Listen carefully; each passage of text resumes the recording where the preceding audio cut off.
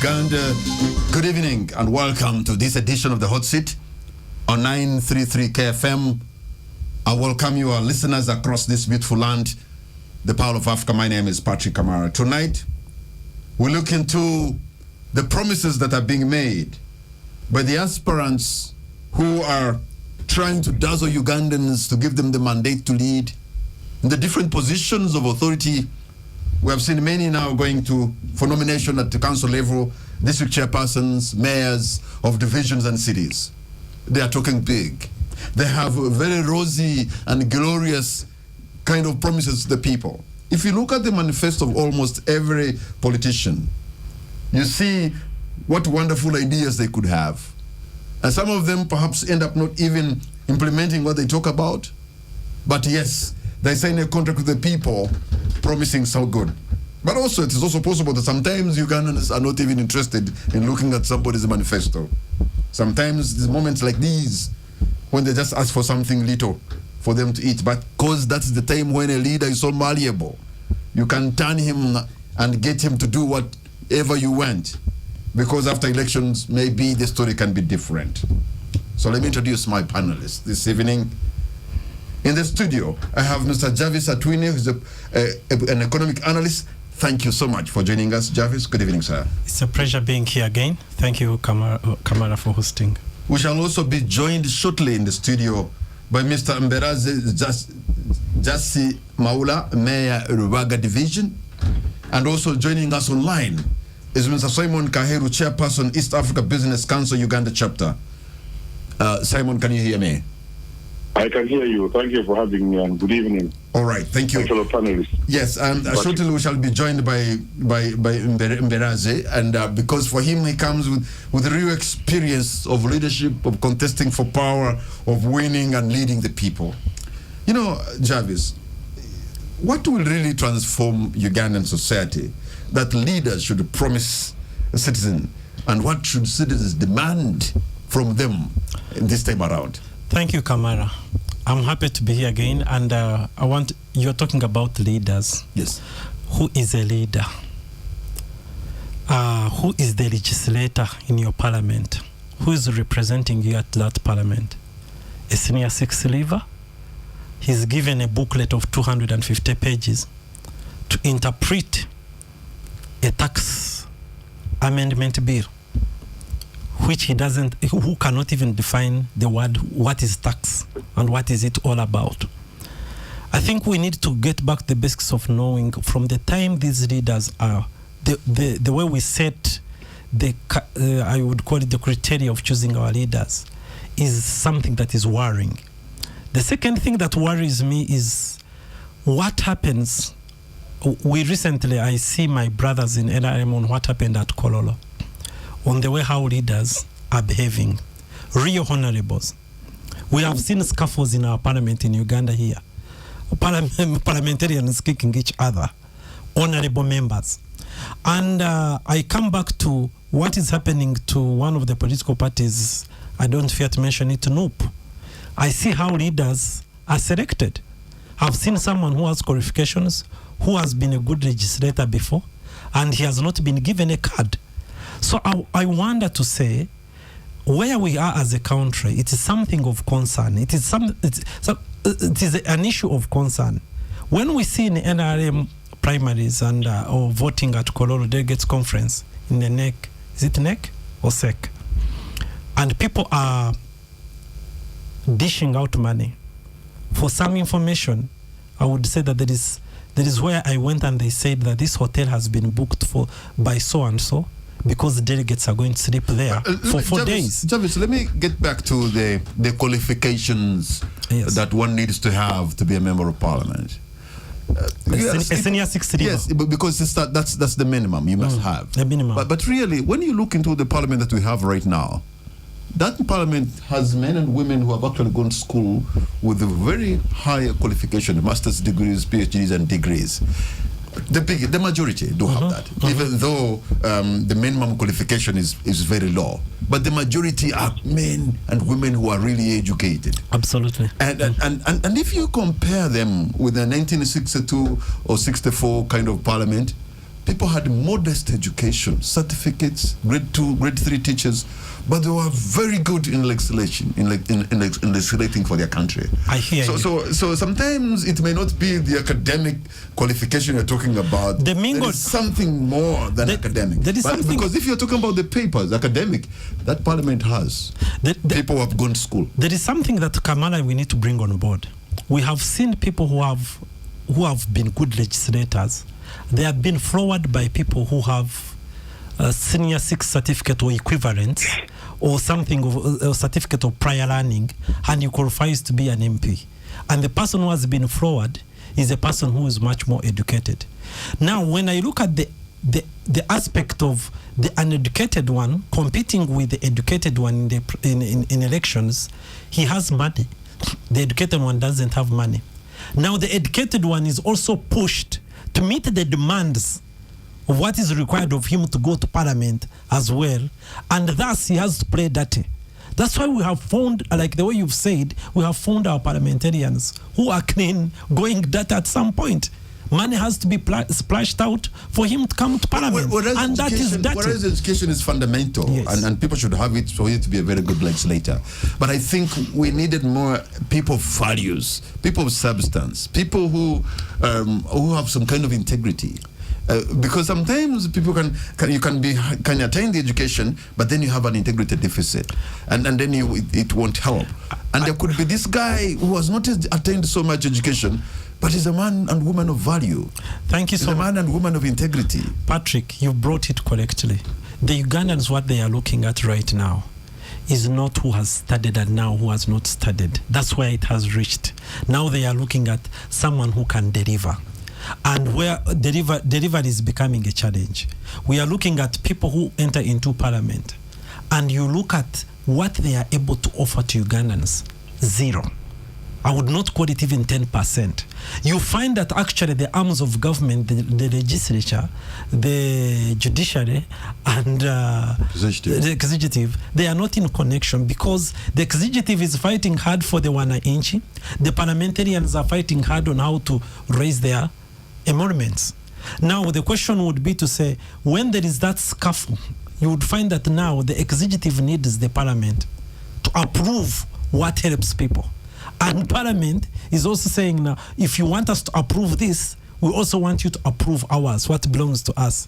Now there will not be cohesion, because we must have a united team on our line to ensure that we have, if they are not connected, the 3 arms of government, and we find people who are selfish, also wanting to be leaders. We have people who, if you are not selfish, Kamala, you are going to be fought by someone who's selfish, and you find yourself not delivering to the community. Okay. Let me bring in here Mr. Simon Kaheru, Chairperson, East Africa Business Council, Uganda chapter. Simon, in your view, because we have all these leaders promising heaven on earth, having glorious kind of manifestos, but you, from the business angle, from where you stand, what do you think really largely do Ugandans need, the kind of message that Ugandans need from the leaders who are aspiring to lead?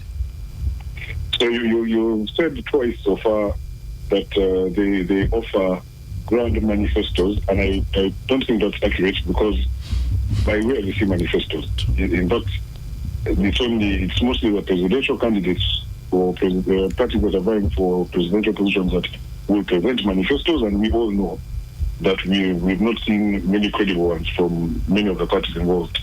Most of the leadership positions that we talk about and that are made public come with basic campaign promises, which are simply designed to run in one way or another in order to not even create talkability, but to make that poster appear up there and seem sensible. So the standard of politicking in this country, and in this region, I should add, is still very, very low. Okay? And it's the mediocrity that defines the society that we live in right now. Hence, the position we're in when we evaluate leaders. And I don't think we're even being fair right now to say, they're poorly educated or they're delivering 10%, because there are many different levels to this leadership question that we're talking about. If we go backwards, the fact of the matter is we're dealing with a style of leadership, I would call it, that we refer to as democracy. Because we want to be democratic, quotation marks, we have watered down what representation means in order for everybody to have a voice. That was the purpose for lowering the academic qualifications, in order for more people to be represented in the House, not in other arms of government, but in the House where people's views are supposed to be brought on board. And those people are not supposed to be, those parliamentarians are not actually supposed to be technical experts and stuff. They're supposed to be representing the vast majority of people to bring their views on board for the technical people who sit in the executive to listen to and follow.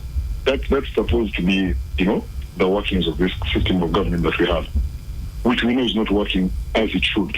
And it's not working as it should because it is not African in nature. It is not what we traditionally designed, lived by, and understood.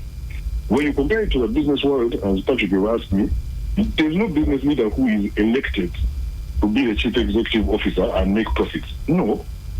There in business you get people who are going to turn a profit and return value to the shareholder.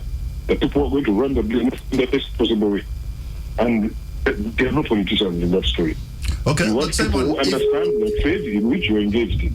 But Simon, if we are going to have leaders that we deserve, it's incumbent upon us to be as smart as the people, to elect the people who can add value to our lives. Because if we don't have a competent, a vibrant citizenry,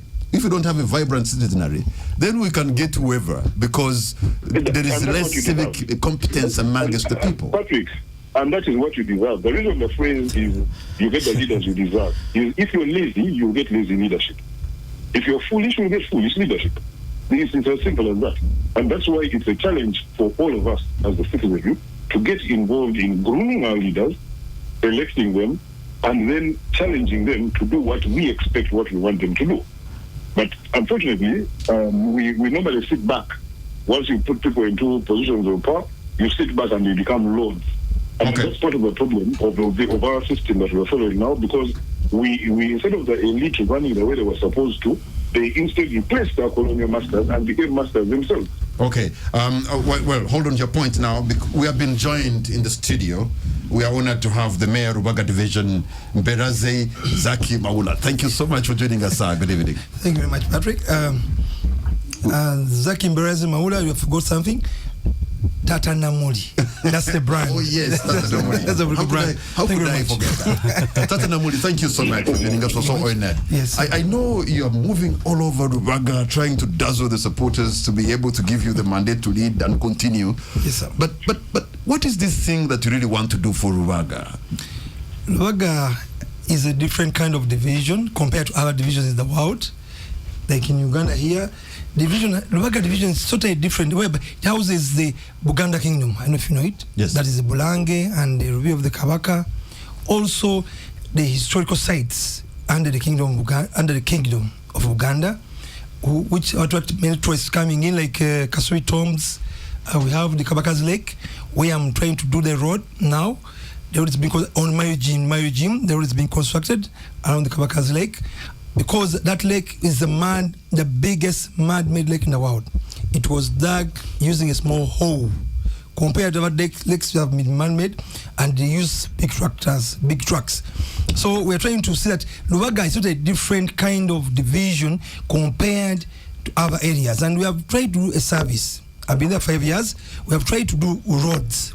Compared to other regimes where they used to ask for compensations, but we're trying to talk to people who own land along different roads.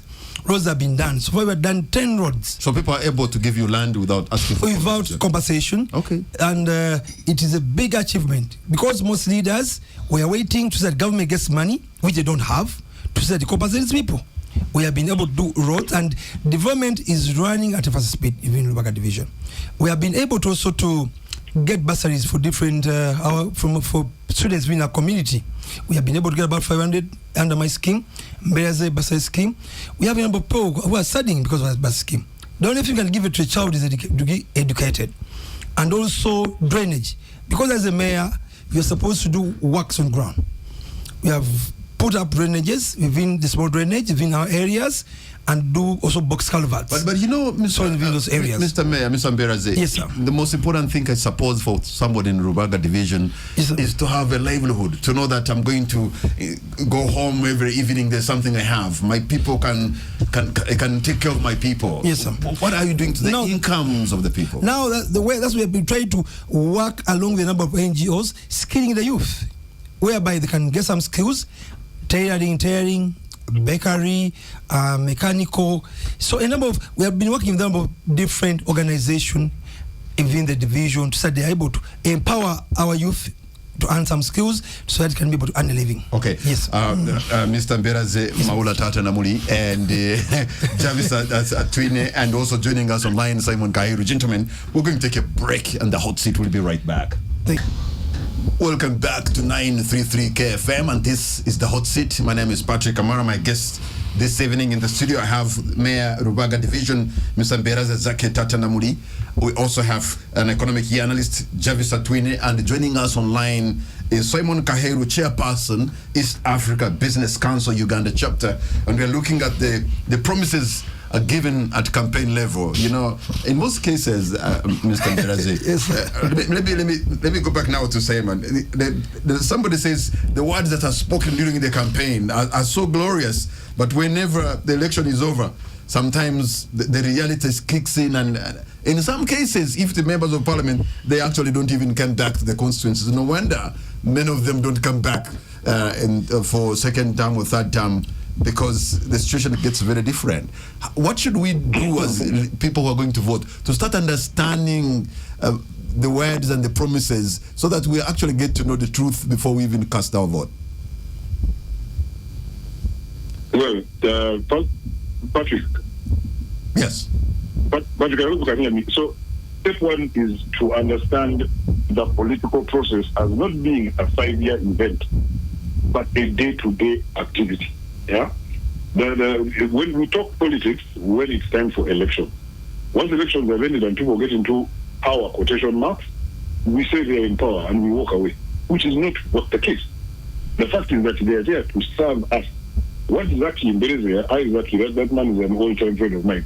What Zaki is explaining is the work that he is doing or has done as mayor in order to justify his being returned to the seat during this election. Those 5 years, that's the actual work, that's the actual campaign promise being met. And it's the evaluation of those 5 years that people should lean on, not just the promise of the 5 years to come, or 4 years, whatever time it is. Our failure to understand the political process is what keeps us in this cycle of mediocrity, poor service delivery, and general confusion in society, because we end up being led by our servants. These political leaders are actually our servants. We pay them to do work for us. We are not supposed to be paying them hard cash, but we are paying them money, vast amounts of money, because we misunderstand the power relationship. Power is actually supposed to be in the hands of the people. But when the people become leaders, we call them our leaders. They have the power, we give them the land cruisers, and we are pushed out of traffic for them. That's why I told you that this system of government, of leadership, is kabuyo. It is non-African in nature. We misunderstood it from the word go, and we are suffering the consequences now. All right. I can see here Jarvis nodding his head, is, I think, in agreement of what you're saying. But is there going to be a point where people understand that actually His Worship the Mayor is getting the power from us, so he's working for us, not necessarily him being the boss? But in our party, in our party, NUP, our president says that we, the leaders, elected leaders, we are the servants, and our voters are the bosses. So we are here to serve the bosses, our poor electors. I think for me, Mr. Mayor, I don't want to do politics because I'm not standing for any position. Neither am I going to Rubaga to cause a commotion on your end. We wish you the best in the forthcoming elections. Thank you very much. My issue is what I like to, when you are introducing yourself, you are looking at what has been, what the people of Rubaga have benefited from your leadership. That is if it is practical on the ground. Yes. And that's what they will see in coming on votes. But the challenge I'm having here is he might be a good man as he has presented. I think he's a good man. As you said, you think. Thank you very much. Very true. Even me, I say he might be. The challenge is to reach on elections. The people of Lubaga, because Mr. Kahed is stating it, that the way how democracy now has turned out to be in our situation is worse, is not the way how it should have been. Those that are supposed to be in positions of leadership are not there, and we have put other people there because maybe they can buy voters, they can buy them food, and they end up being their leaders, and they deliver nothing. If you ask, I remember there is an MP in my home area where I come from. He has been the president promised a road 15 years ago, a tarmac, and she used it as her campaign strategy. In the primaries, they followed her immediately because the road is not yet done right now. So to me, when you tell me about the power of the people, I would say my people in my constituency did a great thing, because you either go there to lobby for them and deliver, because trucks are getting stuck. The other day his car got stuck on the road, and the road was promised. It is put in the budget, and then it's not implemented. Now, as an MP, what's your role? It's being unfair to the MP, because it's not her job to build roads. You see, it's not her. This is the mayor has a budget. I know that it's not her road, but you see, when you are an MP, there is what President Museveni always says: go there and lobby. Whom have you reached out to? Someone who's not an MP came and lobbied from Nabanja, and the road was worked on halfway. So for me, when you tell me about leadership, that is leadership that we require. Leadership, as Kaher said, that delivers to the people on ground. Okay. I have a challenge to say, Mayor, I'm sure you connect well with the KCCA Lubaga division. You're very right. You're very right. And now, when we see what is happening at KCCA, they are going to build a drainage channel down there. You as mayors, what are you talking about that drainage channel? Because it helps the whole of Kampala, and we are quiet. Someone is coming up to develop it, make it better, grow our Uganda to look better, and he's now being hunted down, thinking that he has a political affiliation. No, now it comes back to us to say, our mayors, when you come here, come and talk to us the things that affect the people. Someone, when you find that Nachivubo, how it looked before, this gentleman Machas, he came in and built a stadium and built some shops there. When you reach there, it looks more of a shopping mall than the way it looked. I no longer carry my boots while going downtown. So can't we appreciate such developments when we are coming here on the radios to support things that actually help our wananchi to be better? Okay. You're right, and you're very right, sir. I'm the mayor of Lubaga, not mayor of Central Division. Of course. But I, of course, even me, I look at development, because whenever something develops within an area, brings in more business in kind of activity. So if I also get someone to come and do Narukongo channel, it's one of my bad drainage channels I have. It's very big. Whenever it rains, water flows into the community. So the issue of now Central Division, where there is a developer coming in, I feel it's a planning issue. The developer and KCC should work together and see how the channel can be developed. But we've working with the community itself, the vendors who are there, and also the leadership, Central Division and KCC. Okay. So I guess it's a planning issue. Using my minute which I have before Kamara gets me down, yes. I would say that for me, I feel it is time for us as leaders to do what we call what we campaign on. We say we are sacrificing ourselves for our people, but after campaigns, what we get lost into is what is actually the majority people down there. But so, when we talk to the campaigns, for example, Mayor Mberazi, yes, please. What is your experience like meeting the people there? Because do they even care, or why they need for you to give them a little money here and there? Because elections have been so much commercialized that people will be asking from you. They even forget to ask the right questions. All they need is how much do you have. No. In Kampala, it's like that. You're just being in Kampala, how much money can you give to everyone in Kampala?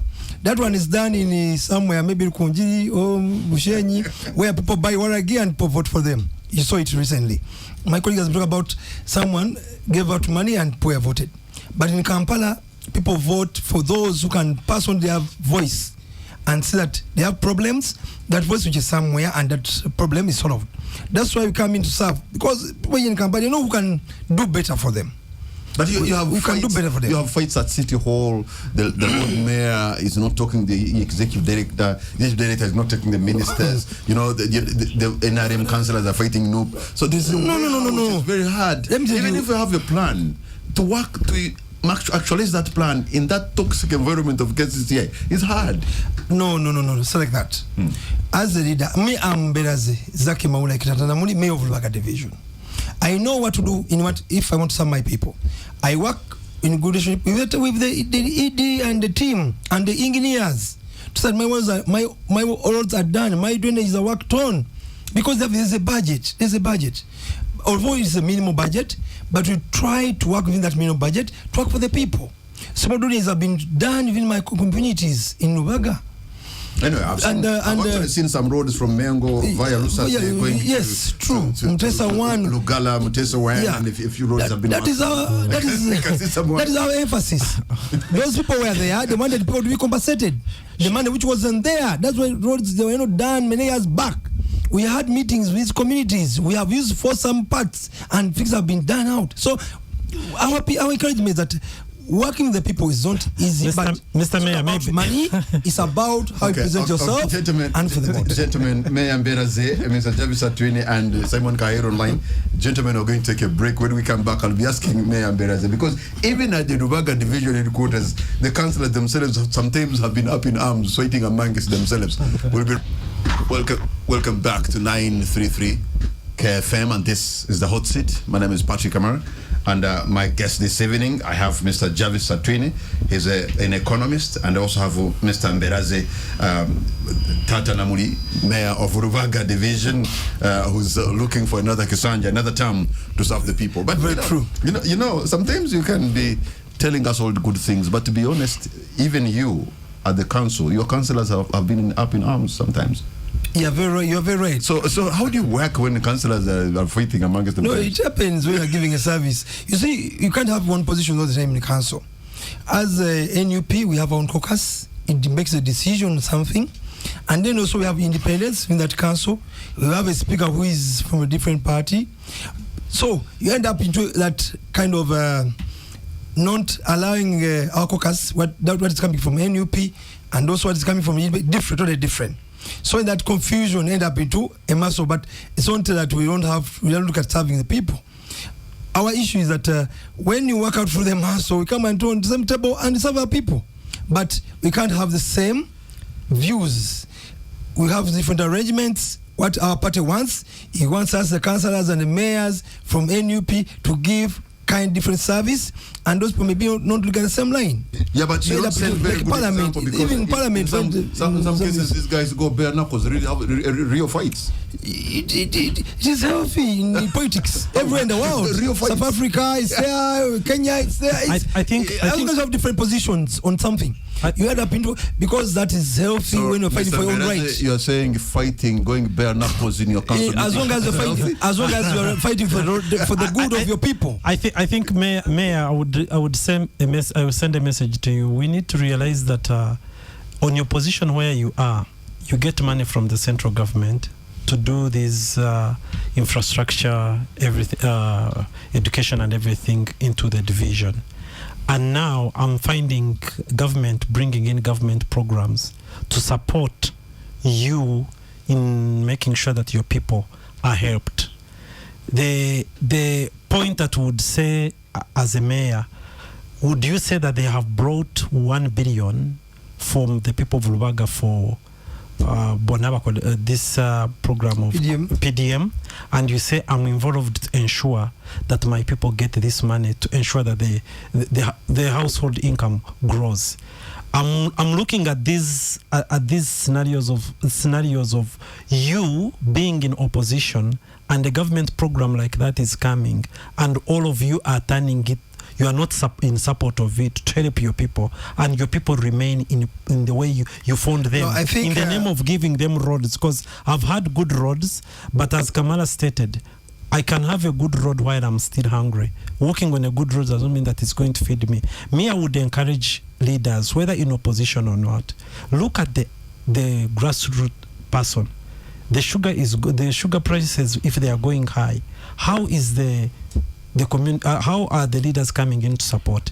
When the economy is frail, how do you come in to call on government, work with it to ensure that you deliver to the wananchi? Because these people pay taxes. I think, sir, let me tell you something. The issue of PDM. Okay, the mayors and the councillors and all political leaders were not involved in that activity. They are blocked. Period. The issue. They are.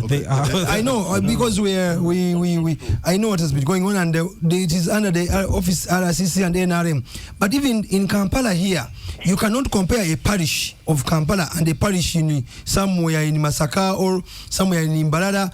It is totally different. The population is so big. You give them the same amounts of money. If you're giving a parish 100 million of Kampala and the same money you're giving the side, it's just little money to help the community. Made for sure, because a parish in Nurubaga has probably. It's like a whole district in Nukunjiri. One of the districts in Nukunjiri, one parish is a full district in Nukunjiri somewhere else. So it can't do much for the people. Also, the kind of environment they're living in. Yeah, these people don't have no gardens. So it's something. Simon is still Simon. Okay. So you can't compare that kind of thing. It can't work for us. Yes, Simon. I'm sorry, but we are descending into a political argument here, which will not make sense. Let's be realistic and speak the facts. First of all, Zach is talking about distributing money to Kampala or to a division. PDM is not about a division or a parish. Each individual gets the money that they will use to change their life as an individual and a household. But let's not go into that. The fact of the matter is, we have all these fantastic politicians who wear fantastic suits imported from Europe, while their people are walking around in second-hand clothing every single day. And they hold it over them to say, I will only help you with the road if you put me personally in power. If anything, we should not have any political leader in this country, okay? We need to get together as a society and say, how do we fix this poverty issue? It is not for political leaders to fix it, it's all of us as a society. The reason I keep on condemning and damning this stupid system of government called democracy is because it has allowed people to become lords and masters to whom we are beholden. People who say, I will help you if you put me in power. And that is absolute nonsense. We cannot continue as Africa to be in this quagmire of poverty, and that's what we are defined by. If people, and it will only be 60 people, have land cruisers and spot allowances, wearing garments and robes and being addressed as honorable, these are people who have put them into power are wretched and poor. Now asking for handouts from them every 5 years, soap, and I don't know, like he said, it only happens in Rukunjiri. We should be ashamed to say it happens anywhere here. A person in Rukunjiri is the same as a person in Kampala.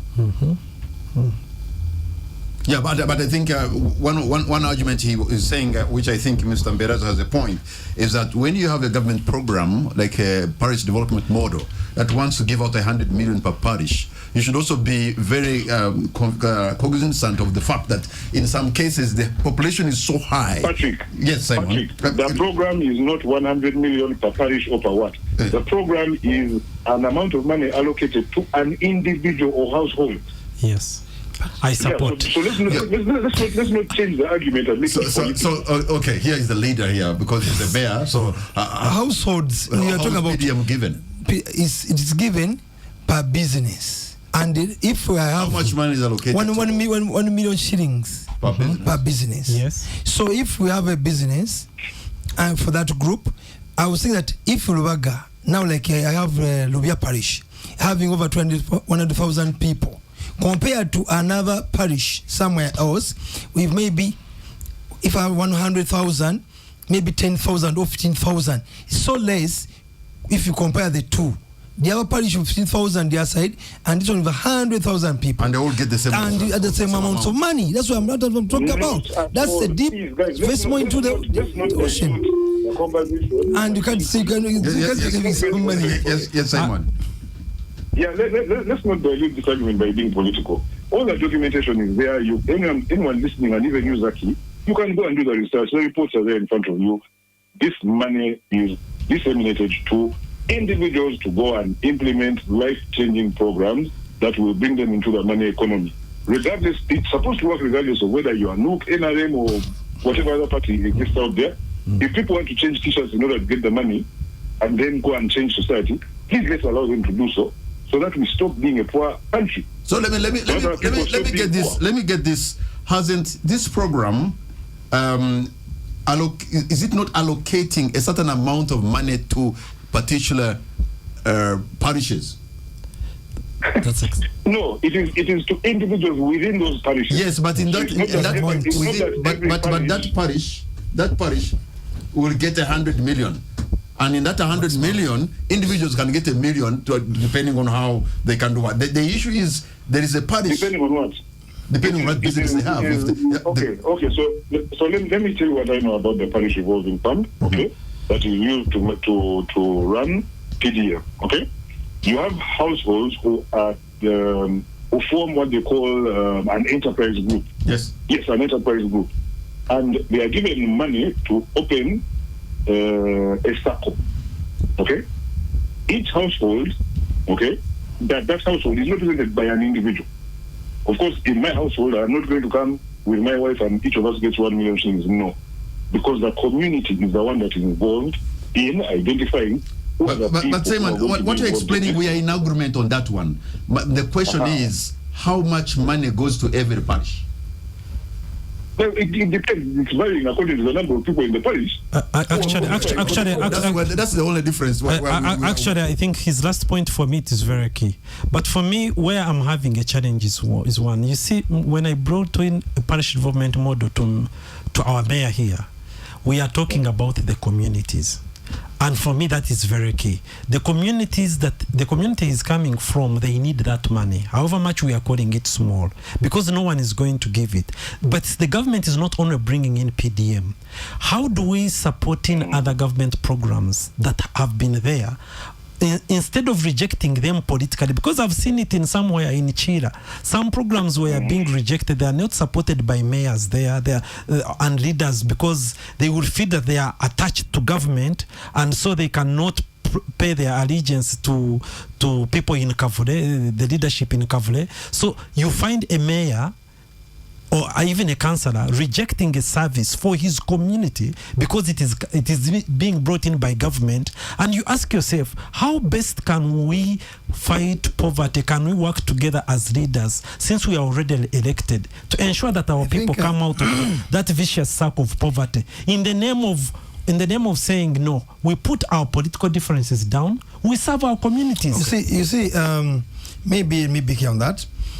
These government programs, especially some of them, there is that issue of, in quotes, NRM, whereby the RCCs or the RDCs have been working so much with cadres more than the community, the people who want that money, those vulnerable people within those communities. That's the problem has been within our communities. These people, the system goes down working with a smaller group within the same community, and they end up leaving these other people who are part of NUP or who are supporting NUP, leaving them with nothing. That's okay, Mr. Mberaze, let me give Simon an opportunity to give us his concluding remark, because he's leaving us, and immediately after that we'll take a break, and my producer, Mr. Mbidi, will open the lines so that people can also ask some questions, because this is about the people. Simon, your parting shot. And you actually launched it very well. This is about the people. It is not about the leaders at all. And if we can get all our political aspirants to focus and think about it in those terms, then this country, this continent will actually develop. And like when you ask me to compare it to the business world, in the world of business, all business activity is done with the shareholder in mind. The shareholders, because they are the ones who invest in the business. The CEO, the board are all working at the behest of the shareholder. So if our political leaders and the technocrats who are in the executive would think of the people of Uganda as the shareholders, believe you me, there will be a change in our society. That's what we need. Simon Kahero from East Africa Business Council, thank you so much. Jarvis and Mayor Mberaze, we're going to take a break. When we come back, we shall maybe take 1 or 2 calls so that we get to hear what the people are saying tonight. Welcome back to 933 KFM, and this is the Hot Seat. My name is Patrick Amara. And my guests in the studio, I have Mr. Jarvis Atwine and Mayor Mberaze Tatanamuli. I already have a call online. Hello. Hello, Mr. Patrick. Yes, what's your name and where are you calling from? Angola, calling from Mengo. Okay, Angola. Yes. In Mengo, go right ahead. I have your mayor here. Now, I want to really appreciate the guests that are in the studio. All right. one point I have realized, one day I was reading one of the book by some scholar from America, and his statement was that a good government is a strong opposition. And honestly, when I look at the opposition in Uganda, it is a total mess. The politicians we are having in Uganda are people with selfish ambitions. They are not having any heart of serving the public. That's why you find there are some government policies, government programs that come to help the public. But honestly, I've ever witnessed a politician telling the people that... But if you could, Mr. Mberaze here is actually supporting government programs. He's saying these roads, actually he's owning them. He's saying they are even his roads. His money is benefiting. Because I was helping government said the roads are constructed. The government might be true for him, Patrick. Yes. It might be true for him, but I have seen most, especially Noop, not to be against it, but I have heard opposition leader in Kampala here telling citizens that don't accept that money. Okay, you made your point, sir. You made a caller from Mengo. Thank you very much. Have another call online. Hello. Good evening. This is Juma calling from Busega. Juma in Busega. Yes, please. Yes, go right ahead, sir. For me, I just pray for the incumbent. You are praying for the incumbent? Okay, the line is not very good, but Juma is praying for the incumbent to stay. Thank you very much. I have another caller. Hello. Hello, good evening. Good evening. What's your name and where are you calling from? I'm called Duncan and I'm calling in from Makere. Duncan Makere, go right ahead. Yes, please. I just want to throw in some line about the mayor. We talked about something. He was boasting about skilling people with sewing, things of that sort. Yes, vocational skills. Yes, I think it goes even to the government. I think we can do much more better than that. We are in an era of ICT technology. Ministers fly out and go to they go abroad. What do they benchmark? We hear Chinese. You find a young kid who can assemble a watch, who can assemble phones. I remember here in lockdown. Remember the radios that they promised us. We only saw one. So I think they should upgrade. That is taking us at a low level. Okay, thank you very much. You're saying this vocational skill, whatever, maybe the mayor should take it up, look for some of these tech skills and maybe artificial intelligence and stuff like that. Let me just take one more call. Hello. Yes, Mr. Patrick. Good evening, sir. What's your name? Good evening and thanks for the show. You're welcome. Mr. Kode. Mr. Kode, go right ahead. Yeah, I just want to make one comment. Yes. That all the leaders, all political positions, all authority you have, like the mayor in studio, you're responsible to know how your citizens are living. So if a government project comes and you're in opposition, I know it will be a plus to the government, but you as a leader in your community, which leaders are going to look at you as encouraged us to participate in such a PDM project or whatever has come, which that has been introduced. Because you're not pleasing the party, but you're pleasing the people who voted in the party. So don't sit down, take initiative as a leader. If there's a very important project in your area which has been brought by the government, encourage your people to go for it. All right. Mr. Kode, thank you very much. But I don't think Mr. Mberaze is saying don't participate in government programs. What do you make of some of these comments from the people? Thank you, Kamara. The issue is not about supporting the government programs. The issue is about your involvement with these programs. Because you find that there's a group involved in these programs, and that group is not welcoming you as a mayor to this kind of arrangement. Because that's what the PDM is in the office of the RDCs or RCCs. These people go there of one color, yellow, they share the money. It has been everywhere. We also encourage our people to come in because we have millions and millions of people who want to use this money for business. But they don't welcome you. But you go, I've seen these photos, people taking photos in the bank waiting for that money. You find that faces I know from one section of the politics in the same bank, in the boardroom, waiting for the money. So when you talk about these issues, we encourage people to be. Of course, we have to encourage people to get the money, but who takes the money at the end of the day? Because these are selections done on ground. I think, and there is even a party member on each committee at the party level from one party. That is the ruling party. So you can find that there is, and it is not equal. I think it is not. Mr. Beraz, I'm trying to give you what is on ground. Not. I'm sorry. The people who were calling, actually, they are from your division, and they are raising the same issues. My request to all politicians, like Mr. Kahel had already stated, I think we need to draw. When you've been put in position, let's put these colors out. When you start mentioning yellows, yellow, reds, and greens, and every other thing, for a wananchi, at this point they are looking at you as a mayor. They are not looking at yellows. You're right. They are all also calling you to say, come and we go together to these offices. We also get to learn about the programs that the government has for us, because the programs are not for noob. The programs are for you're all. confusing me. You also have to understand. Yes. He's saying that in some cases, they want money goes to a group of people. A section. They don't even want to welcome you. Yes. That, only him can say that because he's experiencing it as a leader. As a leader, don't say about. I know man has come for Uganda. His people from his own division are the ones calling, saying that they have seen leaders stopping them from picking. So I don't know who should say that. May I encourage my people to have the money and use it for their business. But the section of people that gets the money, because the people, we have a bigger population within our communities, our parishes. We give them 100 million within a financial year. What can it do for them, for a parish within my community? With 1,000 people. So that's my concern. You select for people who are going to be campaign agents for the next elections, or campaign for different candidates who are another color yellow. So when we encourage people to get the money, you don't get it.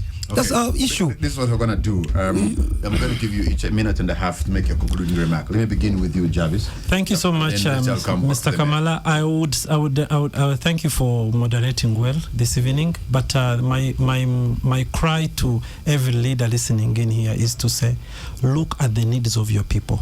Lobby for them. It is your role and duty to lead. When you don't lead, they remain lost. And they are now lost. They don't know who to help. When a government program like this, whether you are yellow, red, green, comes in, connect well and ensure that you serve. I've experienced this. I've visited Nandala Mafabi's constituency. And I know him, he has been in opposition. But all government programs are implemented effectively, and he's there to see. And I'm wondering to say, if my red people in Kampala could copy from what Nandala is doing to his constituency, all of us would be clapping to say, let's draw down the colors and we fight for the people on the ground. I would say that if people are sleeping hungry, even if the color is red, even if the color is white, even if it is green, they will not feed on that. We need to support, we need to ensure that our leaders work within the means to ensure that our communities are led effectively to deliver for them. Otherwise, we will be in danger come even 2026 and beyond. Thank you very much, Jarvis, and Mayor Mberaza, your concluding remarks. Yes, I'd like to thank all the viewers on this radio, and also to thank my people of Lubaga who voted me for the last 5 years. And now I'm praying that we work together, vote Mberaza again in office 2026. We are going to do a lot for you, for our community. As my colleague has said, we encourage government programs, we welcome government programs, but we have to work. They should work with the local leaders, the mayors and councillors, for the better development of our community. And also, I do pray for our brothers who were arrested. Yesterday, Honorable Waiswa was arrested, and today His Worship Nubian Lee has been arrested. They should be released. It's not when you oppose the system, you should be arrested. So I think that is not. We need equal human rights. They should follow we should have our constitution right in process and allow that our people are able to participate. They have a right to participate in politics for what they want. All right. Thank you very much. I wish all a good night. Mayor Mbera Zezak Maula Tata Namuli, thank you so much for your time. And you are going back to the people of Rubanga. It's them to choose. They will know whether you've done a good job, and then maybe they can give you the mandate to lead again. That's upon them. Yes. And I want to thank you, Jarvis Asim, political and Atwine, political and economic analyst, for the time you've given us, for your submission. And earlier we had online Mr. Simon Kaheru, chairperson, East Africa Business Council Uganda chapter. We also thank him, but most of all, we want to thank you, the listener, for the time you've given us, and those of you who have called in, we want to thank you so much. And this brings us to the end of tonight's edition of the Hot Seat. Join us again tomorrow, same time, same station. Good night and God bless Uganda.